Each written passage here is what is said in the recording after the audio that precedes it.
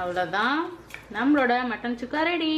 இப்போ மட்டனை வேக வச்சுக்கலாம். குக்கரை சூடு பண்ணிட்டு நிறைய எண்ணெய் ஊற்ற வேண்டாம், 1 டேபிள் ஸ்பூன் அளவுக்கு நல்லெண்ணெய். நான் வந்து இன்னைக்கு 3/4 கிலோ அளவுக்கு மட்டன் எடுத்திருக்கேன். 1 டேபிள் ஸ்பூன் நல்லெண்ணெய் போதும். கருவேப்பிலை ஒரு 2-3, மஞ்சத்தூள் ஒரு 1/4 டீஸ்பூன், வரமிளகா ஒரு 2, கொஞ்சமாக உப்பு, கல்லுப்பு, லைட்டாக தாளிச்சுக்கலாம். இப்போ இதில் தேவையான அளவு மட்டன் சேர்த்துக்கலாம். நான் வந்து 3/4 கிலோ கிட்ட மட்டன் எடுத்து வச்சிருக்கேன். கொழுப்பும் சேர்ந்து தான் இருக்குது இதில் கொஞ்சம். இப்போ இதை வந்து அப்படியே வந்து குக் பண்ணக்கூடாது. விசில் விடுறது அப்படின்னாலும் பச்சை வாசனை போகிற அளவுக்கு நம்ம குக் பண்ணிடணும். ஒரு 2-3 நிமிஷம் ஹை ஃப்ளேமில் வச்சு நல்லா குக் பண்ணுங்க. அதுக்கப்புறமா வேக விடலாம். அதாவது தண்ணி விடணும், கொஞ்சம் தண்ணி விடுற ஸ்டேஜ் வரைக்கும் குக் பண்ணுங்க. அவ்வளோதான், நல்லா தண்ணி விட ஆரம்பிச்சிருச்சுங்க பாருங்க. 1/2 கப் தண்ணி, கொஞ்சமாக இஞ்சி பூண்டு பேஸ்ட் போட்டுக்கலாம். ஒரு 1/2 டீஸ்பூன் இல்லை ஒரு 1/4 டீஸ்பூன் ஆட் பண்ணலாம். அவ்வளோதான், மூடி போட்டுடலாம். 5லேருந்து 6 விசில் விடலாம். அவ்வளோதான், மட்டன் வெந்துருச்சு, ப்ரெஷர் அடங்கிட்டு இருக்கு. இன்பிட்வீனில் வந்து நம்ம மசாலா ரெடி பண்ணிடலாம் மட்டன் சுக்காக்கு. இப்போ என்னென்ன மசாலா எடுத்திருக்கேன் அப்படின்னா, ட்ரை ரோஸ்ட் தான் பண்ணணும். வரமல்லி 1 டீஸ்பூன், இது பார்த்தீங்கன்னா ஒரு டீஸ்பூனுக்கு கொஞ்சம் அதிகமாக பெப்பர்கார்ன், அதாவது முழு மிளகு, அதுக்கப்புறம் சின்ன துண்டு பட்டை, 2 கிராம்பு, 1 டீஸ்பூன் அளவுக்கு சீரகம், 3/4 டீஸ்பூன் அளவுக்கு சோம்பு, ஒரு 4-5 கருவேப்பிலை. இப்போ இது எல்லாத்தையுமே ட்ரை ரோஸ்ட் பண்ணிக்கலாம். ஒரு 4-5 மிளகா, வரமிளகா. இப்போ இதை நல்லா ட்ரை ரோஸ்ட் பண்ணி எடுத்துக்கலாம். நம்ம வேற எந்த மசாலாவும் யூஸ் பண்ண போறது இல்லை, அதனால 5 வரமிளகா போட்டிருக்கேன். உங்களுக்கு வேணும்னா காரத்துக்கு தகுந்த மாதிரி கம்மி பண்ணிக்கோங்க. இதுல பெப்பரும் பார்த்தீங்கன்னா நல்ல காரம் தரும், அதனால இந்த மசாலாவே போதும், எக்ஸ்ட்ராவா எதுவும் ஆட் பண்ண தேவையில்லை. அவ்வளோதான், நல்லா வறுபட்டுருச்சு. லைட்டா ஒரு ஸ்பூன் அளவுக்கு தண்ணி ஊற்றி நல்லா பேஸ்ட் மாதிரி அரைச்சி எடுத்துக்கலாம். இது பார்த்தீங்கன்னா நல்லா அரைப்படவே இல்லை, மைய இல்லை, அதனால ஒரு 4-5 கூட இல்லை, ஒரு 2-3 சின்ன வெங்காயத்தை போடுறேன். இப்போ வந்து நல்லா அரைப்படும், அரைச்சிக்கலாம். அவ்வளோதான், மைய அரைச்சாச்சு. இப்போ வந்து சைடில் வச்சுட்டு தாளிச்சு விட்டுலாம். 1 டேபிள் ஸ்பூன் அளவுக்கு நல்லெண்ணெய், 1 டீஸ்பூன் நெய், இப்போ கொஞ்சம் கருவேப்பிலை போட்டுக்கலாம், ஏன்னா நல்லா சூடாயிடுச்சு.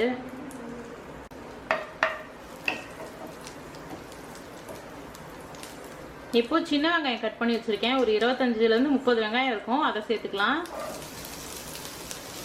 சின்ன வெங்காயம் தான் நல்ல டேஸ்ட் கொடுக்கும், அதனால நிறையவே சேர்த்துக்கோங்க. உங்களுக்கு பிடிக்காதுன்னா பிளைன் சுக்காவும் செய்யலாம், சின்ன வெங்காயத்தை ஸ்கிப் பண்ணிடலாம். அவ்வளோதான், வெங்காயம் நல்லா வதங்கிருச்சு. இப்போ வந்து இஞ்சி பூண்டு பேஸ்ட் ஒரு 1/2 டீஸ்பூன் அளவு சேர்த்துக்கலாம். அவ்வளோதான், இஞ்சி பூண்டோட பச்சை வாசனையும் போயிடுச்சு. இப்போ வந்து நம்ம அரைச்சி வச்சிருந்த மசாலா சேர்த்துக்கலாம்.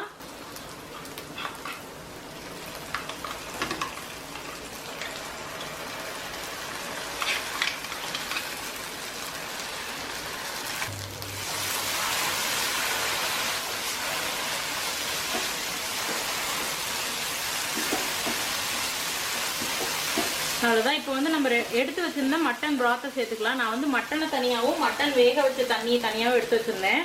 இது நிறைய இருக்கு, இதில் கொஞ்சமாக சேர்த்துக்கலாம். இப்போ வந்து திக்கா ஓரளவு குக் பண்ணிக்கலாம். இங்கே சைடில் நாட்டுக்கோழி பிரியாணி ரெடி ஆகிட்டு இருக்கு. இந்த ரெசிபி நான் ஆல்ரெடி போஸ்ட் பண்ணிட்டேன், அதனால நான் அதை டீட்டெயில் வீடியோ எடுக்கல. அவ்வளோதான், நல்ல திக்காய். இங்கே பாருங்க, என்ன நல்லா பிரிஞ்சு வர ஆரம்பிச்சிருச்சு. இந்த ஸ்டேஜில் நம்ம மட்டன் சேர்த்துட்டு நல்லா சுண்ட விட்டுறலாம். வேக வச்ச மட்டனை சேர்த்துக்கலாம்.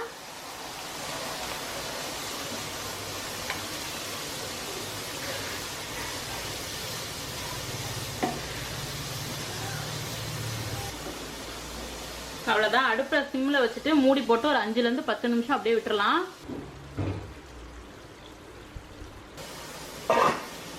அவ்வளோதான், நம்மளோட மட்டன் சுக்கா சூப்பராக ரெடி ஆயிடுச்சு. இப்போ ஓப்பன் பண்ணி பார்த்துடலாம். அவ்வளோதான், சூப்பராக ரெடி ஆயிடுச்சு. எண்ணெய் பாருங்க, ஊற்றின எல்லா எண்ணெயும் நல்லா பிரிஞ்சு வந்துருச்சு. இத்தனைக்கு நம்ம அவ்வளோ எண்ணெய் ஊற்றலை. இங்கே பாருங்க எவ்வளோ எண்ணெய் பிரிஞ்சு வந்துருக்குன்னு. அவ்வளோதான், ஃபைனலாக கொஞ்சம் மல்லி இலை போட்டு இறக்கிட வேண்டியதுதான்.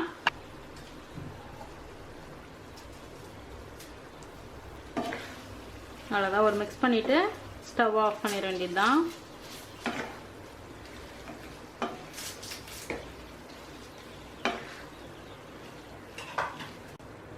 அவ்வளோதான், நம்மளோட மட்டன் சுக்கா ரெடி.